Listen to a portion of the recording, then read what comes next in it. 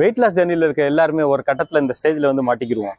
Alibaba கொகையில் மாட்டிக்கிட்ட மாதிரி எப்படா உள்ள வந்தோம், எப்படா அதை விட்டு வெளியே போக போறோம்னு ஒரே குழப்பத்தில் இருப்போம். எதை பற்றி கேட்குறேன்னு நினைக்கிறீங்களா? அதாங்க வெயிட் லாஸ் பிளாட்டியூ. இந்த வீடியோவில் வெயிட் லாஸ் பிளாட்டியூனா என்ன, வெயிட் லாஸ் பிளாட்டியூக்குள்ள நான் எப்படி வர்றோம், அந்த வெயிட் லாஸ் பிளாட்டியூலேருந்து எப்படி வெளியே போகிறது, இந்த மாதிரி எல்லா டீட்டெயில்ஸும் நம்ம பார்க்கலாம். வாங்க வீடியோக்குள்ளே போகலாம்.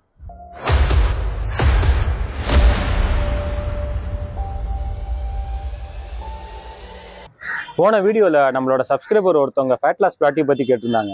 அவங்க என்ன சொல்லியிருந்தாங்கன்னா, 15 மாசத்துல 30 கிலோ வெயிட் குறைஞ்சு ஆரோக்கியமா இருக்கேன், ஆனா ஒரு 4 மாசமா என்னோட வெயிட் வந்து ஒரு ஃபேட் லாஸ் பிளாட்டியூ ஸ்டேஜுக்கு போயிருச்சு, வெயிட்டே குறைய மாட்டேங்குது, அதனால ரொம்ப ஸ்ட்ரெஸ்ஸா இருக்குன்னு சொல்லியிருந்தாங்க.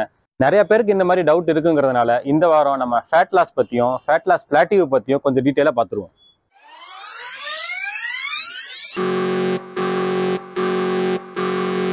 வெயிட் லாஸ் பிளாட்டியூனா என்னன்னா, குறைஞ்சிக்கிட்டே வர நம்ம வெயிட் ஒரு பர்டிகுலர் ஸ்டேஜ்ல வந்து அப்படியே ஸ்டாக்னண்டா நின்றும். அந்த ஒரு பர்டிகுலர் ஃபேஸ்ல பாத்தீங்கன்னா, நம்ம இவ்வளவு நாளா நம்ம வெயிட் குறைஞ்சிக்கிட்டே இருந்துச்சு, திடீர்னு என்னடா நம்ம வெயிட் குறைய மாட்டேது அப்படின்ட்டு நம்ம மனசுல ஒரு ஸ்ட்ரெஸ் வரும்.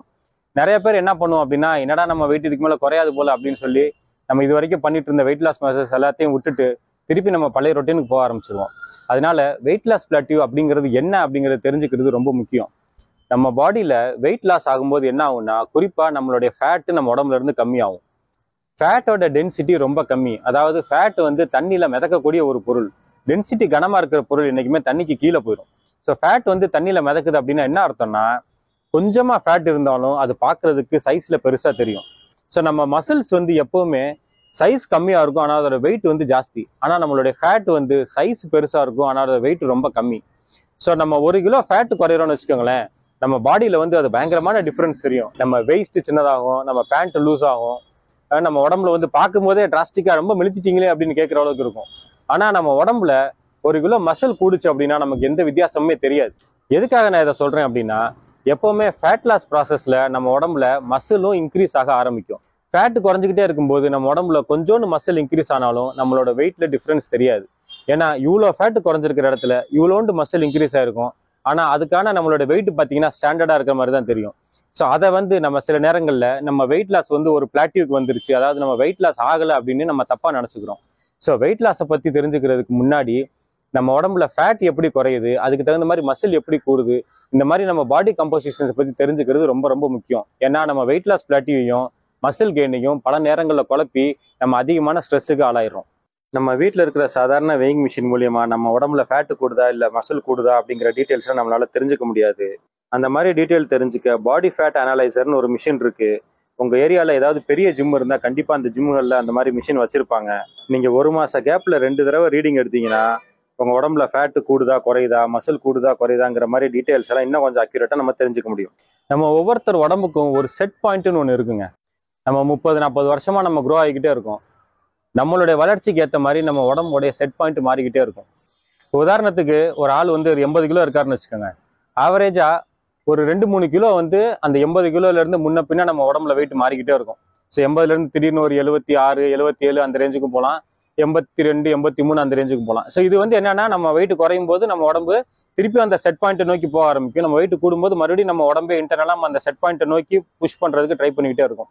ஏன்னா அந்த செட் பாயிண்ட்டுங்கிறது ஆட்டோமேட்டிக்கா செட் ஆகும். நீங்க கூட பாப்பீங்க, நல்லா சாப்பிட்டேன்னா ஒரு 1 கிலோ போட்டுருவேங்க, அப்புறம் திருப்பி கொஞ்ச நாள்ல மறுபடியும் பல வெயிட்டுக்கு வந்துரு அப்படின்னு நிறைய பேர் சொல்றதை கேள்விப்பட்டிருப்பீங்க. இது காரணம் வந்து நம்ம உடம்பு நம்மளுடைய செட் பாயிண்ட்டுக்கு ஏற்ற மாதிரி அடாப்ட் ஆகிக்கிறோம். இப்போ நம்ம ஃபேட் லாஸ் பண்ணும்போது என்ன ஆகுதுன்னா, நம்ம 80 kgs நம்மளுடைய செட் பாயிண்ட்னு வச்சுக்கோங்க.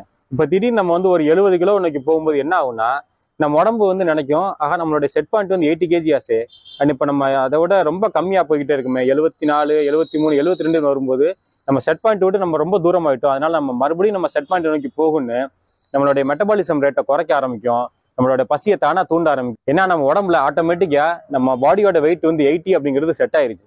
அந்த செட் பாயிண்ட்டை நம்ம பிரேக் பண்ணி புது செட் பாயிண்ட் உருவாக்குறதுக்கு ரொம்ப டைம் ஆகும். அப்படி டைம் எடுக்கிறது தான் இந்த ஃபேட் லாஸ் பிளாட்டியூங்கிறது. ஸோ இந்த ஃபேட் லாஸ் பிளாட்டியூ ஸ்டேஜுங்கிறது ஆக்சுவலாக நம்ம உடம்புக்கு நல்லது பண்ணுது. நம்ம சப்கான்சியஸ் மைண்ட்ல ப்ரீவியஸாக இருந்த செட் பாயிண்ட்டை புது செட் பாயிண்ட்டை நோக்கி மாத்துறதுக்கு அதுக்கு கொஞ்சம் டைம் தேவை. அதுதான் இந்த ஃபேட் லாஸ் பிளாட்டியூ. அதனால நம்ம ஒரு ஃபேட் லாஸ் பிளாட்டியூல போய் மாட்டிக்கிட்டோம்னா அதை பத்தி நம்ம கவலைப்பட தேவையில்லை. அது வந்து நம்ம உடம்பு புது செட் பாயிண்ட்டை நோக்கி நம்மளுடைய செட்டிங்கை உள்ள மாத்திக்கிட்டு இருக்கிறக்கான எடுத்துக்கிற டைம்னு நினைச்சுக்கோங்க. ஃபேட் லாஸ் பிளாட்டியூக்கும் ஃபால்ஸ் ஃபேட் லாஸ் பிளாட்டியூக்கும் உள்ள டிஃபரன்ஸை தெரிஞ்சுக்கிட்டு நம்ம அடுத்து இன்னும் கொஞ்சம் டீட்டெயிலாக பார்க்க ஆரம்பிக்கலாம். அதுக்கு முன்னாடி இன்னொரு முக்கியமான விஷயத்தை நான் உங்ககிட்ட சொல்லி ஆகணும். நம்ம வீடியோவை பார்க்கக்கூடியவங்களில் 90% ஆஃப் ஆள்கிட்ட வந்து சப்ஸ்கிரைப் பண்ணாமல் பார்த்துக்கிட்டு இருக்கீங்க. நீங்கள் பண்ணக்கூடிய சப்ஸ்கிரைப், லைக், கமெண்ட் இந்த மாதிரி விஷயங்கள் தான் நம்ம இந்த யூடியூப் சேனல் நடத்துறதுக்கான மிகப்பெரிய ஃபியூயல், மிகப்பெரிய மோட்டிவ் எல்லாமே. அதனால தயவு செஞ்சு வீடியோ பார்க்குறவங்க சேனலை சப்ஸ்கிரைப் பண்ணிட்டு பாருங்க. உங்களுக்கு கண்டென்ட் பிடிச்சிருந்தா லைக் பண்ணுங்க, ஏதாவது டவுட்ஸ் இருந்தால் கமெண்ட் பண்ணுங்க. அதுதான் எங்களை மேலும் மேலும் இந்த மாதிரி வீடியோ போடுறதுக்கு மோட்டிவேட் பண்ணிகிட்டே இருக்கும். சரி, இப்போ நம்ம மேட்ருக்குள்ள வருவோம். ஃபால்ஸ் ஃபேட் லாஸ் பிளாட்டியூ அப்படின்னா என்னன்னா, என்னைக்குமே நீங்கள் ஒரு கிராஃபை பார்த்தீங்கன்னு வச்சுக்கோங்களேன், அது ஒரு ஸ்ட்ரைட் லைனாக இருக்கவே இருக்காது. அதில் கொஞ்சம் அப்ஸ் அண்ட் டவுன்ஸ் இருந்துகிட்டே தான் இருக்கும். சார், நம்ம வெயிட் லாஸ் வந்து 80லேருந்து 70 கிலோன்னு நினச்சிங்கன்னா, அது மொதல் மாதம் 80, அடுத்த மாதம் 79, அடுத்த மாதம் 78, அடுத்த மாதம் 77ன்னு ஒரு லீனியர் பேட்டர்னில் என்றைக்குமே போகாது. 80லேருந்து திடீர்னு 78க்கு வரும், 78லேருந்து அப்படியே 78.5க்கு போகும், அப்புறம் 77 வரும், அப்புறம் 77லேயே அப்படியே கொஞ்ச நாளைக்கு நிற்கும், அப்புறம் திடீர்னு குறையும். ஸோ எப்பவுமே கிராஃப் வந்து கொஞ்சம் ஏற்ற இறக்கமாக தான் இருக்கும். ரொம்ப நேரம் நம்ம என்ன பண்ணிக்கிறோம் அப்படின்னா, இந்த கிராஃப்ல வர சின்ன சின்ன ஏற்ற இறக்கங்களே நம்ம ஃபேட் லாஸ் பிளாட்டியூன்னு நினச்சி கன்ஃபியூஸ் பண்ணிக்கிறோம். நம்ம உண்மையிலேயே ஃபேட் லாஸ் பிளாட்டியூல தான் இருக்குமா அப்படின்னு தெரிஞ்சுக்கிறது குறைஞ்சபட்சம் ஒரு 1 மந்த் டைம் எடுத்துக்கோங்க. ஒரு மாசமா அவங்களோட வெயிட் குறையாம அதே இடத்துல நிக்குது அப்படின்னா, அப்ப நம்ம வந்து ஃபேட் லாஸ் பிளாட்டியூ ஸ்டேஜ்ல இருக்கோம்னு அர்த்தம். அது இல்லாம டெய்லி வெயிட் போட்டு பார்த்துக்கிட்டு, ஆகா நேற்று இருந்த வெயிட்டுக்கும் இன்னைக்கு இருந்த வெயிட்டும் ஒரே மாதிரி இருக்கு, நேற்றை விட இன்னைக்கு நான் வெயிட் கூட்டிட்டேனே, அந்த மாதிரி அந்த தப்பை மட்டும் தயவு செஞ்சு பண்ணாதீங்க. அதே மாதிரி நம்மளோட வெயிட் எப்பயாவது ஒரு ஸ்டேஜ்ல பிளாட்டியூ ஸ்டேஜுக்கு வந்து தான் ஆகணும். உதாரணத்துக்கு நான் 80லேருந்து 70 கிலோ அச்சீவ் பண்ணணும்னு நினைக்கிறேன்னா, 70 வந்ததுக்கப்புறம் அந்த 70 நான் மெயின்டைன் பண்ணிட்டே இருப்பேன். அதுவும் ஒரு பிளாட்டியூ தான். அதனால எப்பவுமே நம்ம வெயிட் குறைஞ்சிக்கிட்டே இருக்கணும் அப்படின்னு நம்ம எதிர்பார்க்க கூடாது. ஏன்னா வருஷத்துக்கு 10 கிலோ குறைஞ்சு 10 வருஷத்துக்கு நம்மளால 100 கிலோலாம் குறைய முடியாது, சரிங்களா? அதனால நம்மளுடைய டார்கெட் வெயிட் அச்சீவ் பண்றோமா இல்லையாங்கிறதா நம்மளுடைய முக்கியமான கோலா இருக்கணும். ஸோ நம்மளுடைய டார்கெட் வெயிட் எது அப்படிங்கிறத தெரிஞ்சுக்கிறதுக்கு பிஎம்ஐ கால்குலேட்டர்ஸ் நிறைய இருக்கு. ஸோ பிஎம்ஐ கால்குலேட்டர் மூலியமா உங்களுடைய ஹைட்டுக்கு உங்களுடைய டார்கெட் வெயிட் என்ன அப்படிங்கிறத பார்த்துக்குங்க. உங்களுடைய டார்கெட் வெயிட்டுக்கு பக்கத்தில் நீங்கள் வந்துட்டீங்கனாலே வெயிட் லாஸ் ஜேர்னிலிருந்து வெயிட் மெயின்டெனன்ஸ் ஃபேஸுக்கு நம்ம மாறிடணும். அதனால எப்பவுமே வெயிட் குறையணும் அப்படின்னு நினைக்காதீங்க. வெயிட்டையும் வந்து மெயின்டைன் பண்ண ஸ்டேஜ் ஒன்று வரும் அப்படிங்கிறதையும் புரிஞ்சுக்குங்க. உங்க டார்கெட் வெயிட்டை விட உங்க வெயிட் இப்போ ஜாஸ்தியாக தான் இருக்கு, ஆனாலும் உங்க வெயிட் குறைய மாட்டேது அப்படின்னா, அப்போ நீங்க உண்மையிலே ஃபேட் லாஸ் பிளாட்டியூல தான் இருக்கீங்க. அப்படி நீங்க இருக்கீங்கன்னா, இப்போ அடுத்தடுத்த ஸ்டெப்புகளை ஃபாலோ பண்ணி நீங்க இன்னும் கொஞ்சம் வெயிட்டை கம்மி பண்றதுக்கு முயற்சி பண்ணுங்க. ஃபர்ஸ்ட் ஒன்று வந்து உங்களுடைய டயட்ல இன்னும் கொஞ்சம் சேஞ்சஸ் நீங்க கொண்டு வரலாம். குறிப்பா சொல்லப்போனா சுகர் எடுத்துக்கிறத கம்ப்ளீட்டா ஸ்டாப் பண்ணுங்க. உங்களுடைய டயட்ல ஃபேட்டை கம்மி பண்ணிக்கோங்க, கார்போஹைட்ரேட்ஸை கம்மி பண்ணிக்கோங்க, ப்ரோட்டீன் கண்டென்ட்டை கொஞ்சம் ஆட் பண்ணுங்க, அதே மாதிரி ஃபைபர் கண்டென்ட்டையும் கொஞ்சம் ஜாஸ்தி ஆக்கிக்கிங்க.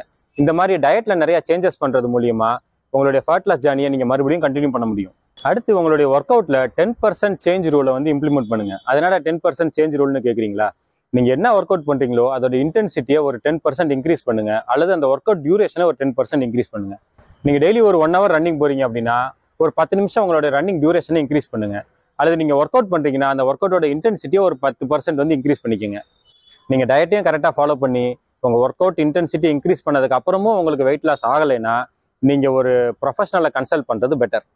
இன்னொரு முக்கியமான விஷயம், ஆனால் நிறைய பேர் வந்து அதை ரொம்ப நெக்லெக்ட் பண்ணக்கூடிய விஷயம் என்னன்னா, ரெஸ்ட் அண்ட் ரெக்கவரி. எந்த அளவுக்கு நம்ம ஒர்க் அவுட் பண்றோமோ அந்த அளவுக்கு நம்ம பாடிக்கு ரெஸ்ட் கொடுக்க வேண்டியது ரொம்ப முக்கியம். நிறைய பேர் என்ன பண்றாங்கன்னா, வெயிட் லாஸ் ஆகலைன்னு சொல்லிட்டு கண்டினியூஸா ஒர்க் அவுட் பண்ணிட்டே இருப்பாங்க, நம்ம உடம்புக்கு ரெஸ்ட்டே கொடுக்காம. ரெஸ்ட் கொடுக்காம பண்ணும்போது என்ன ஆகும்னா, நம்மளுடைய மசில்ஸ் ரெக்கவரி ஆகிறதுக்கும் ரெஃப்ரெஷ் ஆகிறதுக்கும் நம்ம டைமே கொடுக்கறது இல்லை. அதனால மசில்ஸ் டயர்ட் ஆகி நம்ம ஃபுல் டே வந்து ஒரு டயர்ட் ஃபீலிங்லேயே இருப்போம். நம்மளுடைய மசில்ஸ் ரெக்கவர் ஆகி புது மசில்ஸ் பில்ட் ஆகிறதுக்கு நம்ம சான்ஸே கொடுக்கறது இல்லை. அதனால ரெஸ்ட் கொடுக்கறது ரொம்ப முக்கியம். குறைஞ்சபட்சம் 7 மணி நேரம் நல்லா தூங்குங்க. வாரத்துக்கு ஒரு தடவை ஒர்க் அவுட் பண்ணாம அன்னைக்கு வந்து உங்க உடம்புக்கு ரெஸ்ட் கொடுங்க. உங்க உடம்பு நல்லபடியா ரெக்கவரி ஆயிடுச்சுன்னா நீங்க அந்த ரெஸ்ட் டேக்கு அப்புறம் ரொம்ப ஃப்ரெஷ்ஷா புத்துணர்ச்சியா ஃபீல் பண்ணுவீங்க. அந்த மாதிரி ஒரு ஃபீலிங் உங்களுக்கு வாரத்துக்கு ஒரு தடவையாவது வருதாங்கிறத நீங்க அடிக்கடி என்ஷூர் பண்ணிக்கிட்டே இருங்க. நல்ல ரெஸ்ட் இருந்தாதான் நம்ம உடம்பு வந்து நல்ல விதமா ஃபங்க்ஷன் ஆகும். நம்ம உடம்பு நல்லா ஃபங்க்ஷன் ஆனாதான் நம்மளால வெயிட் லாஸ் டார்கெட்டை அச்சீவ் பண்ண முடியும். வெயிட் லாஸ் ஜேர்னிலேயே ரொம்ப முக்கியமானது என்னன்னா, பேஷன்ஸ் அண்ட் கன்சிஸ்டன்சி. நீங்க ஸ்கூல் படிக்கும்போது பாருங்களேன், நம்ம கிளாஸை மட்டும் அட்டன் பண்ணா நம்மளால பாஸ் ஆயிட முடியும். அதே இது கிளாஸ்ல கொடுக்குற ஹோம் ஒர்க்கே பண்ணோம்னா நம்ம ஒரு 60 மார்க் கிட்ட கூட எடுத்துடலாம். ப்ளஸ் டெய்லி ஒரு அரை மணி நேரம் படிச்சாலே நம்மளால ஒரு 80 மார்க் எடுத்துட முடியும். ஆனா 90-95 மார்க்குக்கு மேல நம்ம எடுக்கணும்னா நம்ம ஸ்பெஷல் கிளாஸ் போகணும், எக்ஸ்ட்ரா டியூஷன் வைக்கணும், நம்ம ராத்திரி பகல்னு பார்க்காம ரொம்ப நேரம் படிக்கணும். நான் எதுக்கு இதை சொல்றேன்னா, எப்பவுமே ஸ்டார்டிங் ஸ்டேஜ்ல வந்து சில விஷயங்கள் அச்சீவ் பண்றது ரொம்ப ஈஸி. ஆனா அந்த விஷயத்துல பெர்ஃபெக்ஷன் அச்சீவ் பண்றதுக்கு நம்ம ரொம்ப மெனக்கட வேண்டியிருக்கும். நம்ம போட்ட எஃபர்ட்டுக்கு வந்த ரிசல்ட்டும் நம்ம கடைசி ஸ்டேஜ்ல போடுற எஃபர்ட்டுக்கு வந்த ரிசல்ட்டும் பாத்தீங்கன்னா பர்சன்டேஜ் வைஸ் ரொம்ப கம்மியா இருக்கும். நீங்க கூட நினைக்கலாம், நான் அரை மணி நேரம் படிச்சு 40 மார்க் வாங்கிட்டேன், அப்ப இன்னும் ஒரு அரை மணி நேரம் படிச்சா 80 மார்க் வாங்க முடியும்னா முடியாது. அதே மாதிரிதான் இங்கேயும் ஸ்டார்டிங்ல உங்களுக்கு ஃபேட் லாஸ் வந்து கொஞ்சம் ஈஸியா நடந்துகிட்டு இருக்கும். ஆனா உங்களுடைய டார்கெட் நெருங்க பாத்தீங்கன்னா உங்களுடைய வெயிட் லாஸ் ஜேர்னி வந்து நீங்க போடுற எஃபர்ட்டுக்கு ஏற்ற மாதிரி குறையிற வெயிட் ரொம்ப கம்மியா இருக்கும். ஸோ இந்த ஸ்டேஜ்ல தான் நமக்கு பேஷன்ஸ் ரொம்ப முக்கியம். இந்த இடத்துல நான் சொல்லக்கூடிய அட்வைஸ் என்னன்னா, trust the process and be consistent. நீங்கள் கன்சிஸ்டண்ட்டாக இருந்தீங்கன்னா கண்டிப்பாக நீங்கள் நினைக்கிற டார்கெட்டை ஒரு நாள் நீங்கள் அச்சீவ் பண்ணியே தருவீங்க. நம்ம சப்ஸ்கிரைபர் கமெண்ட்ல சொல்லும்போது இன்னொரு பாயிண்ட்டும் சொல்லியிருந்தாங்க, 4 மாசமா என்னோட வெயிட் அதே இடத்துல இருக்கு, அதனால எனக்கு ரொம்ப ஸ்ட்ரெஸ் ஆகுது அப்படின்ட்டு. இதுதான் நான் ரொம்ப இன்சிஸ்ட் பண்ணி சொல்ல வேண்டிய விஷயம். ஏன்னா 4 மாசமா நீங்க ஒரே வெயிட்ல இருக்கீங்க அப்படின்னா அது கவலைப்பட வேண்டிய விஷயம் இல்லை, சந்தோஷப்பட வேண்டிய விஷயம். நீங்க வெயிட் லாஸ் பண்ணிக்கிட்டு இருக்கும்போது 4 மாசமா நீங்க கன்சிஸ்டன்ஸா மெயின்டைன் பண்றீங்க அப்படின்னாலே அது ஒரு பெரிய அச்சீவ்மெண்ட். ஏன்னா இந்த 4 மாசத்துல நீங்க உங்க எஃபர்ட்ஸை விட்டுருந்தீங்கன்னா உங்க வெயிட் பழையபடி பழைய ரேஞ்சுக்கு போயிருக்கும். அப்படி இல்லாம நீங்க இதை மெயின்டைன் பண்ணிக்கிறீங்கன்னு நினைச்சு பெருமைப்படுங்க, கவலைப்படாதீங்க. நம்ம இதுல பெருமைப்படுறது ஏன் ரொம்ப முக்கியம்னா, நம்ம எப்பெல்லாம் ஸ்ட்ரெஸ் ஆகுறோமோ அப்பெல்லாம் நம்ம உடம்புல கார்டிசால் அப்படின்னு ஒரு ஹார்மோன் கிரியேட் ஆகும். இந்த கார்டிசால்ங்கிற ஹார்மோன் கிரியேட் ஆச்சுனாலே நம்ம உடம்பு வந்து வெயிட் லாஸ் ப்ராசஸை ஸ்டாப் பண்ணிடும். ஏன்னா இந்த கார்டிசால் ஹார்மோனை ஆன்டி வெயிட் லாஸ் ஹார்மோன்னே கூட சொல்லுவாங்க. நம்ம ஸ்ட்ரெஸ் ஆகும் போதெல்லாம் நம்ம உடம்புல கார்டிசால் கிரியேட் ஆகும். அதனால நீங்க எந்த ஸ்டேஜில் இருக்கீங்களோ அதை நினைச்சு சந்தோஷப்படுங்க.